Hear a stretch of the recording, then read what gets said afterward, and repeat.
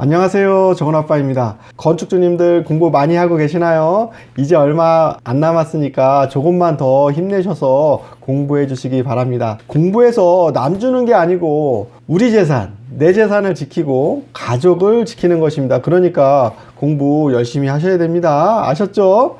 요즘 건축주님들이나 건축사님들 그리고 시공 관계자분들이 엄청나게 힘듭니다. 제가 여기저기 감독을 다니고 자문을 다니고 하는데 가서 보면 정말 너무너무 힘들어서 야, 이거 이러다가 큰일 나겠다라는 생각이 너무 많이 듭니다. 소규모 민간 건축은 거의 전멸에 가깝습니다.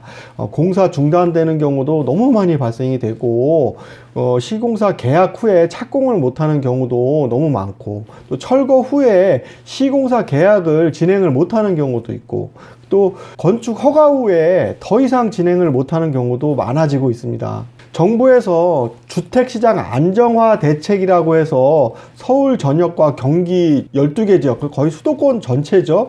투기 과열 지구 및 토지거래 허가구역으로 지정한 다음에 편법 대출, 그리고 증여, 차용, 법인 대출, 사업자 대출로 우회해서 자금 조달을 하고 있었는데 이것도 지금 적발하고 있다고 합니다. 실제 저희 건축주님들하고 저희 건축주 카페 회원분들도 다소 심각한 피해를 보고 계십니다. 정말 조심하셔야 될 것 같습니다. 대출은 정말 엄청 힘들었습니다. 저도 많은 은행 지점장님들을 알고 있는데 그 지점장님들하고 통화를 해보면 요즘 대출 너무 힘들어요. 특히 주택 들어가는 거는 대출이 아예 안 된다고 보셔야 됩니다 라는 얘기를 듣고 좀 충격을 많이 받았습니다. 그럼 어떻게 하라는 거야? 대출을 안 해주면 어떻게 건축하라는 거야? 완전 돈을 100% 다 갖고 공사를 해야 되는 거야? 뭐 이런 생각이 들더라고요. 이런 것 때문에 대출 브로커들이 엄청 호황이라고 합니다. 대출이 안 되니까 여기저기 찾아다니시다 보니까 대출 브로커들한테도 막 가셔가지고 대출 좀 알선해달라, 수수료 줄 테니까 막 이런 식으로 하시는 건축주님도 많고, 그것 때문에 대출 브로커들이 대출해준다고 해놓고 수수료만 떼어먹고 대출 안 해주는 경우도 많고 사기를 당하는 경우도 발생되고 있습니다. 정말 조심하고 또 조심할 때라고 봅니다. 제 생각에는 내년 정도 되면 소규모 민간 건축 시장 대출 완화가 좀 되지 않을까 싶습니다. 뭐 아파트야 뭐 그렇다 쳐도 근생이나 그리고 소규모 주택 신축 시장은 좀 대출 완화를 해줘야 되지 않을까 싶습니다. 지금 아파트 잡느냐고 생사람들 다 잡습니다. 그리고 또 더 무서운 것은 신축이 거의 없다 보니까 말도 안 되는 가격에 설계하겠다고 하는 건축사님들도 계시고, 말도 안 되는 가격에 원가 이하의 가격으로 견적해서 공사하겠다고 하시는 시공사들도 많이 생기고 있습니다. 정말 너무 위험합니다. 어떻게 원가 이하로 건축을 하실 수 있습니까? 말도 안 되는 엄청난 과도한 덤핑입니다. 그리고 요즘 네이버나 다음이나 웹사이트 보면 600만 원대에 신축할 수 있다고 광고하시는 회사들도 있어요. 이게 어떻게 600만 원에 건축할 수 있는지 저도 되게 의심스러워서 찾아보고, 또 거기 갔다 오신 분들 얘기 들어보니까 설계하고 시공을 다 같이 하는데 턴키 계약 옵션이고 빠진 게 너무 많아서 옵션을 하나둘 넣다 보면 엄청난 금액이 돼버린다고 합니다.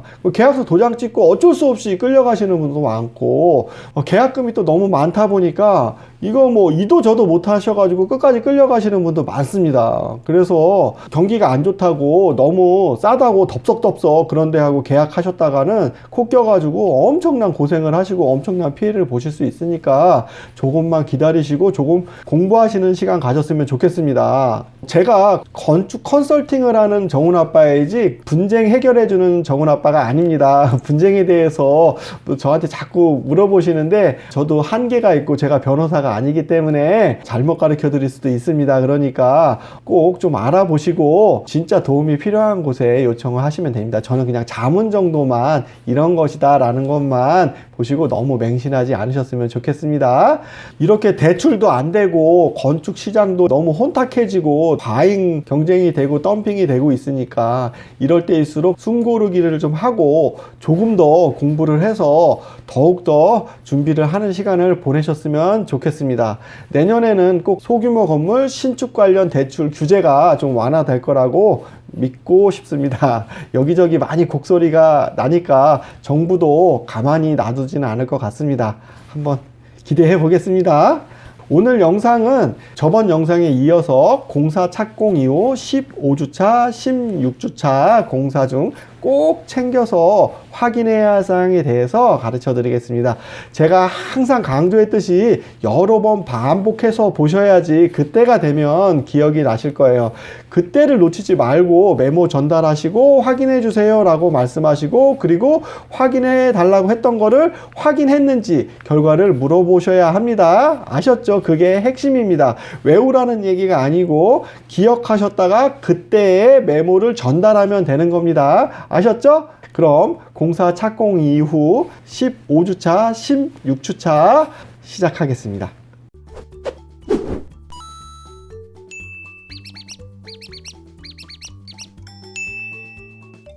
착공 후 15주차. 이때쯤 되면 외부 이제 석공사가 들어옵니다.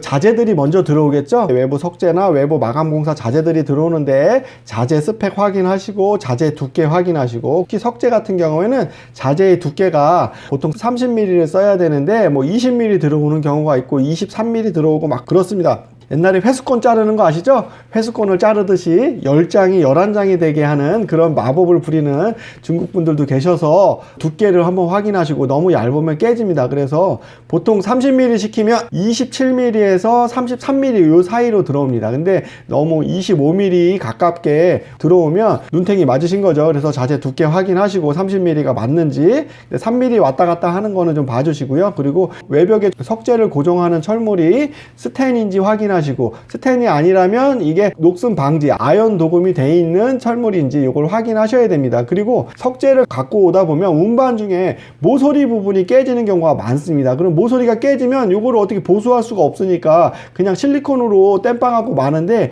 이 부분이 상당히 지저분하게 보입니다. 그래서 석재 모서리 깨짐을 주의해 달라고 현장 소장님한테 꼭 말씀하셔야 됩니다. 그리고 조적이 다 싸지고 설비 전기 배관들이 어느 정도 됐기 때문에 물 쓰는 화장실이라든지 테라스 이런데 방수 공사 위치를 확인하셔야 되고 방수의 높이를 확인하셔야 됩니다. 보통 화장실 같은 경우에는 1.2m까지 방수를 하는데 샤워실 부분은 1.5m까지 해주셔야 됩니다. 왜냐하면 물이 튀기 때문에 1.2m로 하게 되면 물이 튀겨서 타일 쪽으로 스며서 그 아래층으로 물이 떨어지는 경우가 있습니다. 그렇기 때문에 한 1.5m 이상, 뭐 너무 1.8m까지는 필요 없고요. 1.5m 정도까지만 방수하셔도 됩니다. 근데 얘기 안 하시면 어떤 시공사들은 90cm만 방수하고 타일을 붙이는 경우가 있는데 이런 경우는 다시 재시공하시라고 하셔야 됩니다. 아셨죠? 왜냐면 요즘에는 화장실 물 청소를 하기 때문에 물을 쓰다 보면 벽이 젖어서 들어가는 경우가 있습니다. 그렇기 때문에 꼭 방수의 높이 확인하셔야 됩니다.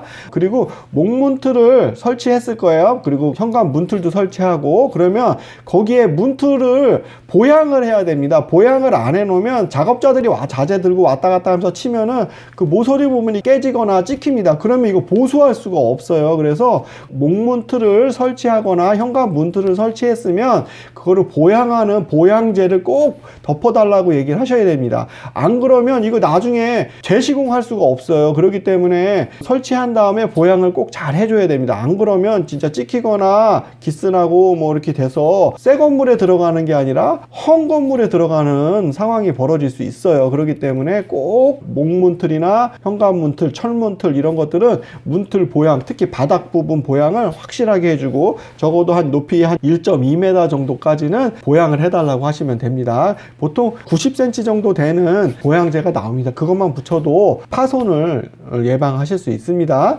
그리고 각 층의 각 실에 방문이나 창문들이 수평 수직이 맞는지 이것도 꼭 확인하셔야 됩니다. 간혹 방문틀이나 철문틀이 살짝 기울어지거나 비틀어지거나 이런 경우가 있어요. 그렇기 때문에 이 부분 꼭 확인해 달라고 얘기를 하셔야 됩니다.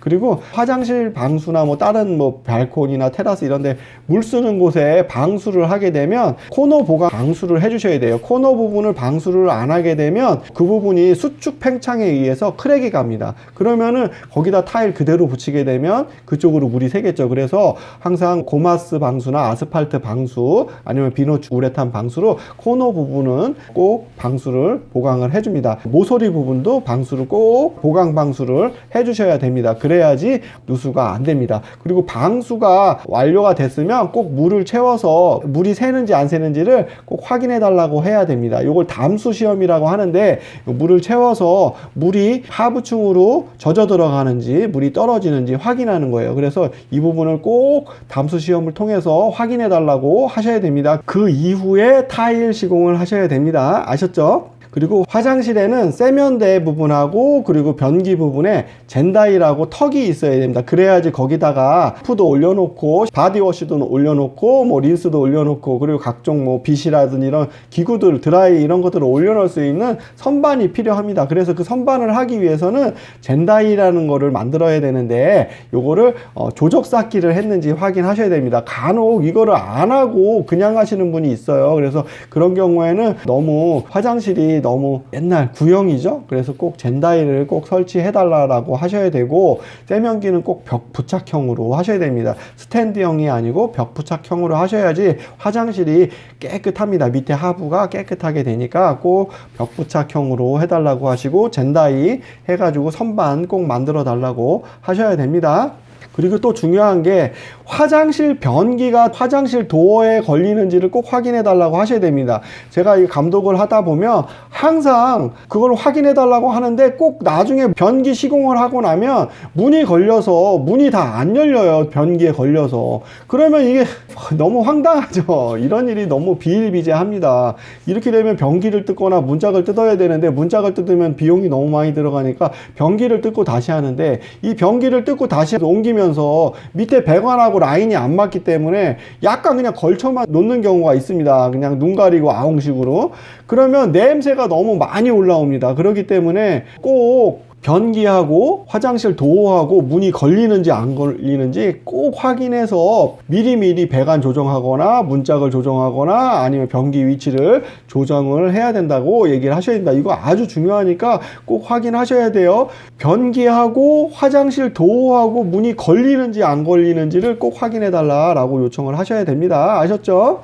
그리고 수도 배관, 하수도 배관 보온 꼭 좀 해달라고 하시고 실내라고 보온을 안 하시는 분들도 많은데 보온을 안 하면 여기서 발생되는 소음이 있어요. 급수관에도 물이 차 있는데 물을 쓰면 안 꺽꺽꺽 하는 이런 소음이 생깁니다. 그래서 보온을 안 해주면 이 소음들이 각 실로 전달이 됩니다. 그래서 시끄럽습니다. 그리고 또 하수 배관 같은 경우에는 이게 물이 안 차 있는데 왜 얼지도 않을 텐데 실내인데 왜 이거를 보온제 감싸요? 안 싸도 됩니다 라고 하시는데 이 배관 소음이 상당합니다. 그렇기 때문에 보온제를 감싸서 배관 소음을 줄여주는 거예요. 그래서 무조건 다 감아달라고 하셔야 돼요. 근생 부분도 다 감아달라고 하셔야 돼요. 위에서 물을 쓰게 되면 이 소음이 장난 아닙니다. 이게 거의 스피커처럼 울립니다. 그래서 계속 쓰다 보면 안 들리는데 처음에는 상당히 고통스러울 수 있어요. 그렇기 때문에 이 보온제로 감싸면 소음이 그래도 반 이상 줄어듭니다. 그래서 꼭 아트론 보온제로 급수관 그리고 하수관, 오수관 다 보온을 해달라고 요청을 하셔야 됩니다.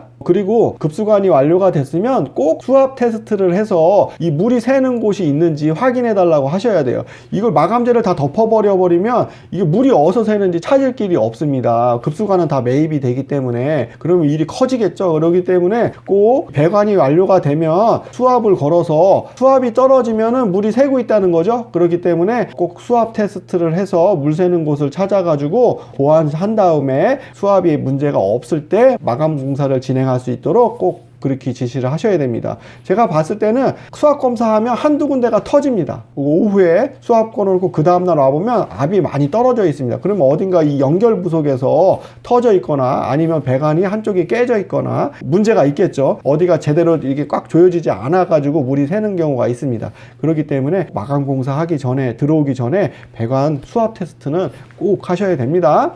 그리고 전기 설비 배관 계속 작업하는 거 위치들 다 확인하시고 그리고 문제되는지 그리고 라인이 잘못됐는지 그리고 배수 배관 같은 경우에는 구배가 제대로 됐는지 역구배가 되지 않았는지 역구배가 되면 물이 차서 물이 고여서 물이 막히겠죠. 그렇기 때문에 역구배가 되지 않게 꼭 시공해 달라고 하셔야 됩니다.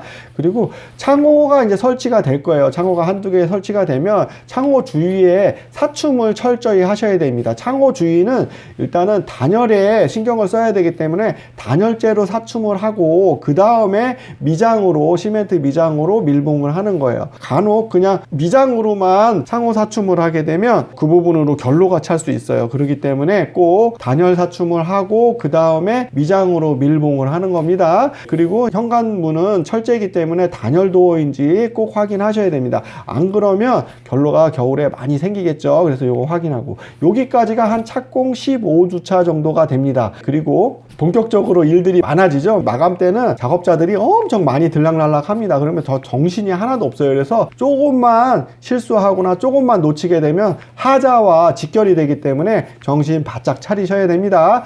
착공 16주차, 외부에 석재를 시공하게 되면 가실 때마다 외부를 한번 올라가셔서 석재가 이색 나는 게 있는지, 만약에 이색 나는 게 있으면은 이때 요청을 하셔야 돼요. 외부 비계가 해체된 다음에 이거 석재 바꿔주세요 그러면 장비를 타서 해야 되고, 그리고 그걸 바꾼다고 쳐도 이게 또 이색이집니다. 그리고 바꾼 거는 또 좀 약간 돌출되어 보인다고 할까요? 차라리 그냥 두는 게 낫겠다 싶을 정도로 문제가 생기니까 외부 비계 해체하기 전에 건축주님이 올라가셔서 석재에 이상이 있는지, 깨진 부분이 있는지, 모서리 귀가 나가거나 아니면 약간 돌출되거나 색깔이 약간 다른 거라든지 모서리 부분에 중국 글씨들이 막 써 있습니다. 이런 것들 다 지워달라고 하시고, 아무튼 외부를 가실 때마다 외부 석재를 점검하시면서 문제되는 것들을 체크하셔서 꼭 보완 시공해달라고 요청을 하셔야 됩니다. 아셨죠?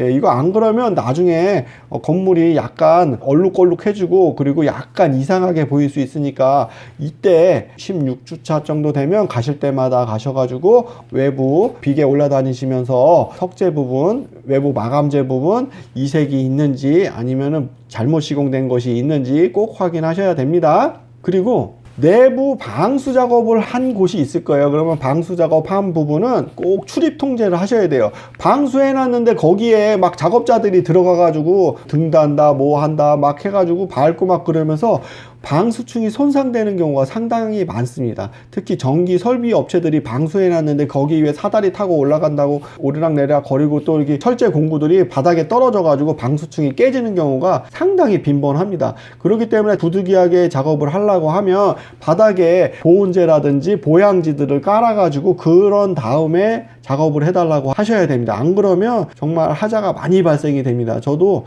상당히 많이 이런 하자를 받고 경험도 많이 했습니다. 그렇기 때문에 방수한 다음에는 꼭 보양을 해서 후속 작업자들이 방수층 손상이 안 되게 하게 꼭 관리해달라고 현장 소장님한테 신신당부를 하셔야 됩니다. 근데 그렇게 얘기해도 가보면 보양 하나도 안 하고 공사하고 있을 거예요. 그때는 좀 성질을 내셔야 됩니다. 그리고 담수 테스트 했는지 다시 한번 확인하시고, 새는 곳 있는지 없는지 확인 꼭 해달라고 하시고, 나중에 새면은 하자 보수 비용이 너무 많이 드니까 현장 소장님이 꼭 더 신경 써서 체크하고 확인하셔야 된다고 얘기를 하셔야 됩니다.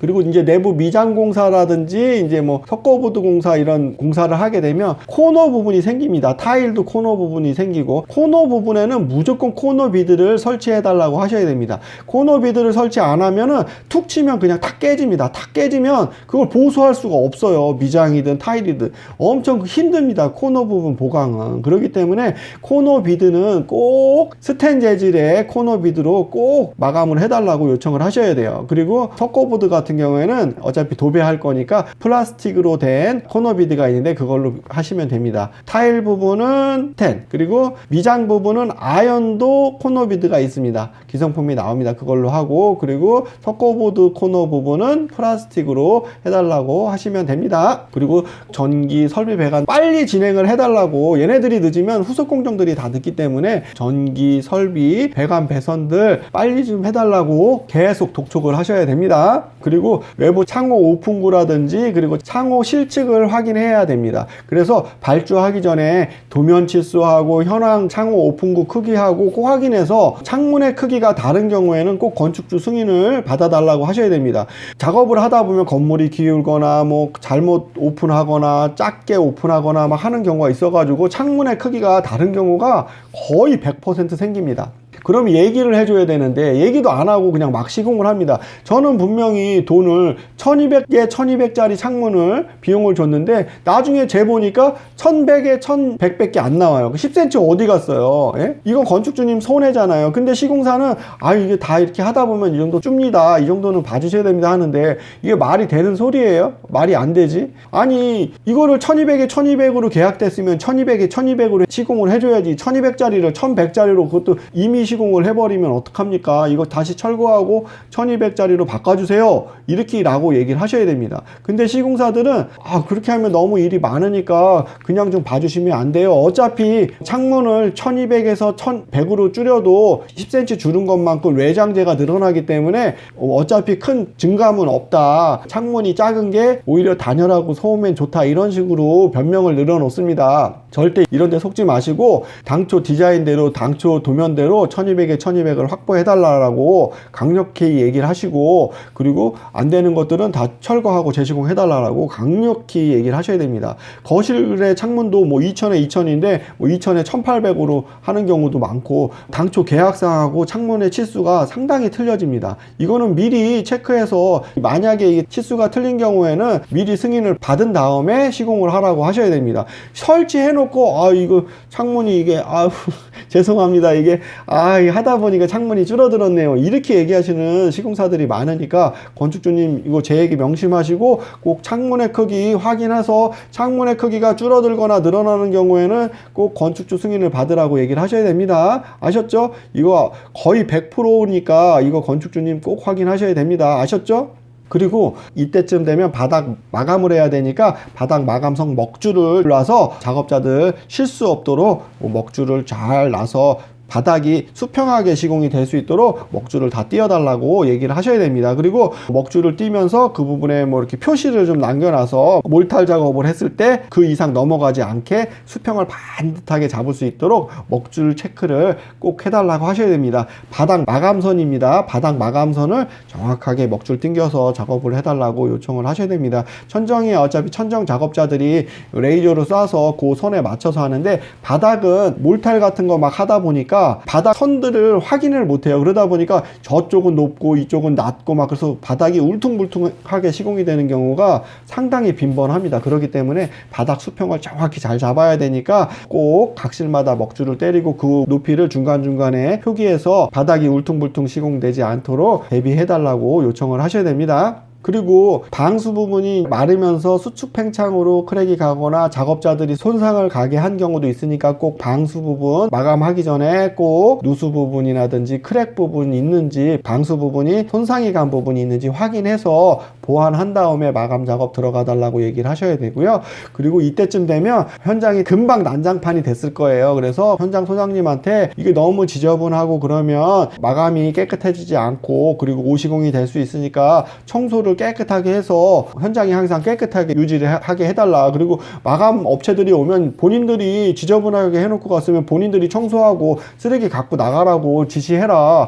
왜 소장님이 이렇게 다 청소를 하느냐. 후속 작업자들이 자기들 작업한 것만 갖고 나가도 현장이 깨끗하지 않느냐. 이게 다 현장에다가 버리니까 현장이 계속 지저분해지고 돈이 많이 들어가는 거 아니냐라고 설득을 하셔가지고 꼭 현장 소장님이 현장을 깨끗하게 유지할 수 있도록 건축주님이 잘 관리를 해주셔야 됩니다. 여기까지 16주차 였습니다.